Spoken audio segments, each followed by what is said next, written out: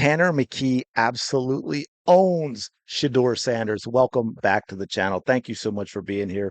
Really do appreciate all your support. It is wild. I finally got this channel going last week with a couple of videos, and the response has been absolutely insane. I think the previous video did almost 16,000 views, and I got almost 200 new subscribers for it. So it's been an incredible week. In fact, I was worried about doing another video because I don't see how it's going to top the response to that last one. So thank you as we gear up for another fall football season.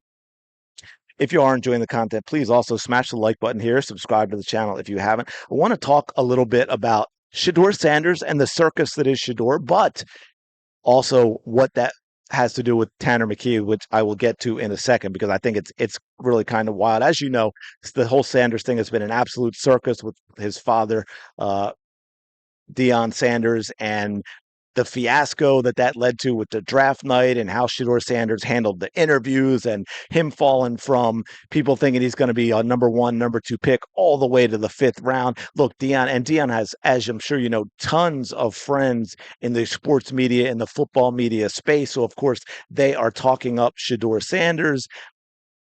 And so you really have no idea, where is this guy actually supposed to go? Was a number one or two pick in the first round? Was that overall? Was that like really what he should be? Is the fifth round really what he should be? Is it somewhere in between? And to give you an idea how absolutely crazy this is, and this is where I'm going to bring in Tanner McKee. Shedeur Sanders was listed as, when it came out, as fourth on the depth chart in Cleveland.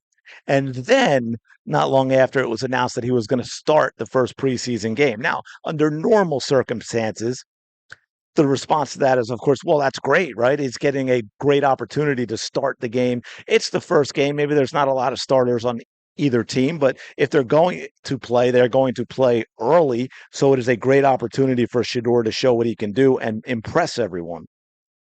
But because it is Shedeur Sanders, because it is Deion Sanders' son, a lot of the reaction in the media was, oh my God, the Browns are setting him up to fail. They're setting him up to fail.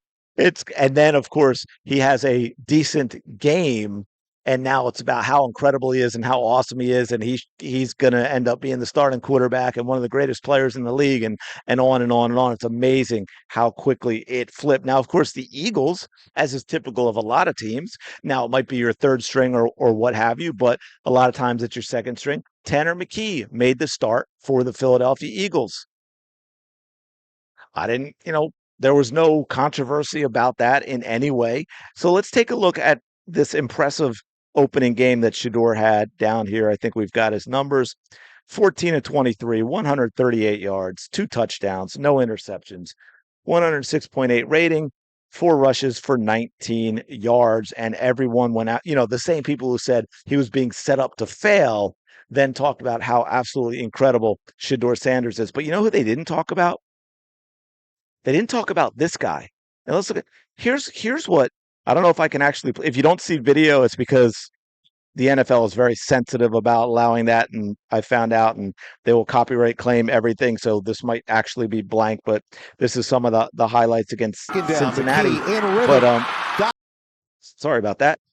But here's what Tanner McKee did: 20 of 25, 253 total yards, 3 total touchdowns, and a 135.3 passer rating.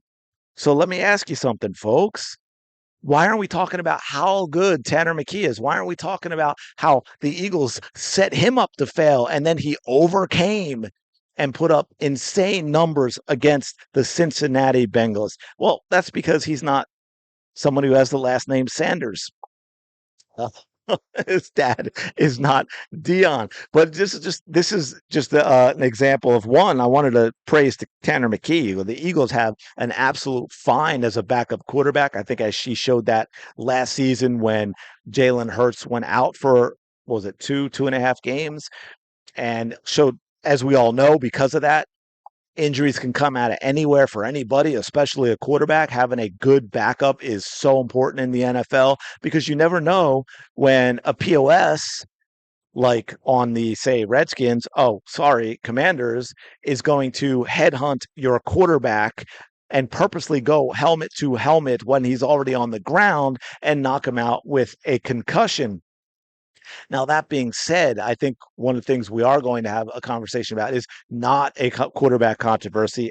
Jalen Hurts is entering his prime, but because Jalen is entering his prime and everything we've seen from Tanner McKee, you know how he's already fielding phone calls about him because the position is so important in the NFL, and there are teams he could clearly start for now. But my guess is Tanner stays put at least this season. Then maybe in the offseason, they look to unload him, maybe load up on draft picks. You know how Howie is, because as much as I would love him to be here to back up Jalen Hurts, because again, you're one play away.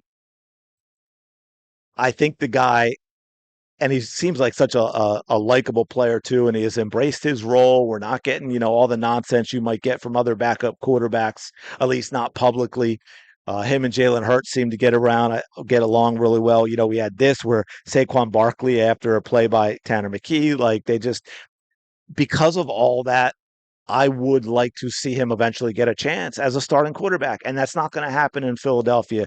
Jalen Hurts is entering his prime right now, and it would be a shame for Tanner McKee to be a waste on the bench for the Philadelphia Eagles for 5, 6, 7 years or whatever it is. So hopefully he stays here for another year, get through the season, win another Super Bowl, and then maybe you unload him for some draft picks and let him go try and be a starter somewhere else. But anyway, let me know your thoughts in the comments below on a couple things. One, let me know about the Shedeur Sanders circus because it is kind of wild, and I think we're going to see it all season long.